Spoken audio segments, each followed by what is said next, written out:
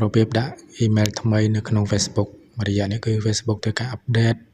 ឲ្យយើងដាក់ Gmail ហើយវាផ្ញើកូដមកឲ្យប៉ុន្តែវាមិនផ្ញើមកទេដោយសារ Gmail របស់យើងចាស់ហ្នឹងគឺវាបាត់អញ្ចឹងឥឡូវបងប្អូនអាចចូលមកតាមខ្ញុំមកចូលទៅកាន់ profile របស់យើងមកហើយយើង scroll ចុះមកខាងក្រោមហើយយើងរកពាក្យថា setting ហើយបន្តមកនៅកន្លែងខាងលើនេះគឺបងប្អូនចុចតាមខ្ញុំមកខ្ញុំដាក់សញ្ញាព្រួយឲ្យអញ្ចឹងហើយយើង scroll ចុះមកក្រោមបន្តិចមកយើងនឹងរកពាក្យថា personal detail ហើយនេះគឺជា account របស់ខ្ញុំចាស់ Gmail របស់ខ្ញុំYandex របស់ខ្ញុំចាស់អញ្ចឹងណាបងប្អូនហើយវាធ្វើការបាត់ជាមួយនឹង password យើង login អត់ចូលទៅពេលដែលយើងចង់ដូរឬក៏លុបហើយ mail នឹងចាស់ចោលគឺវាអត់ផ្ញើសារមកឲ្យទេដោយសារយើងបាត់ហើយអញ្ចឹងរបៀបដាក់គឺគ្រាន់តែយើងចូលមកកាន់ add email មកហើយយើងវាយនៅក្នុងប្រអប់ column address នេះគឺយើងវាយ Gmail ថ្មីហើយយើងវាយថ្មី បញ្ជាក់បងប្អូនអ្នកគ្នាបាទសម្រាប់ account នេះគឺ account ថ្មី Yandex ថ្មីហើយនៅពេលដែលវាផ្ញើសារមកគឺផ្ញើសារមកកាន់ account របស់យើងចាស់នេះបងប្អូនឃើញអត់គឺវាផ្ញើមក account ដែលយើងបាត់ Gmail ដែលយើងលុបនៅក្នុងទូរស័ព្ទអត់បានអញ្ចឹងរបៀបធ្វើងាយបងប្អូនអ្នកគ្នាបាទអានេះយើងទៅយកកូដអត់បានទេដោយសារយើងលុបចូលនៅក្នុង Yandex អត់បានគេដើម្បីបានលេខកូដហ្នឹងគឺបងប្អូនអ្នកគ្នាត្រូវតែចូលទៅកាន់ Facebook Lite បាទយើងទៅ download នៅក្នុង App Store ឬក៏ Play Store មកហើយយើងចូលធម្មតាមកតែយើងចូល account email របស់យើងចាស់ហ្នឹងណាយើងចូលហើយយើងវាយ Gmail password ធម្មតាមក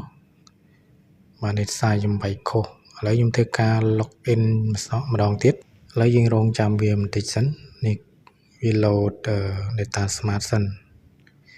បាទសម្រាប់យើងចូលថ្មីគឺរឿងញ៉ែបន្តិចបាទយើងចុច skip តាមខ្ញុំមកបងប្អូនបាទសម្រាប់ទូរស័ព្ទបងប្អូនបាទហើយកន្លែងនេះគឺវាឲ្យវាយជាមួយនឹង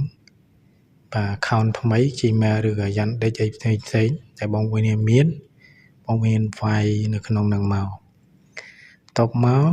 យើងធ្វើការរងចាំវាមួយស្ទុះបន្តិចមកវានឹង process ចប់ហើយនេះគឺ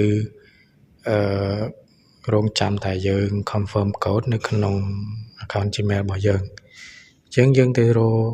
account របស់យើងមករកនៅប្រអប់Gmail ឬក៏ email របស់បងប្អូនសម្រាប់ខ្ញុំគឺខ្ញុំប្រើ Yandex ដើម្បីបង្កើត account បានច្រើនអញ្ចឹងណាបងប្អូនយើងថា copy អាលេខ5ខ្ទង់ហ្នឹងមកតោះមកយើងយកមកផាសនៅក្នុងប្រអប់ចន្លោះកន្លែងគេដាក់ឲ្យដាក់លេខកូដនេះឥឡូវយើងធ្វើការចុច confirm ឥឡូវអូខេបានសម្រេចហើយ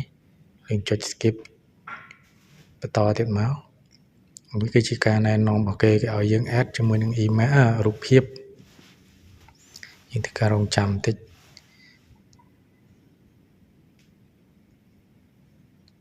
អូខេឥឡូវបន្ទាប់ពីការរងចាំមកដល់កន្លែងនេះគេឲ្យយើង add friend តែយើងមិនបាច់ add ទេណា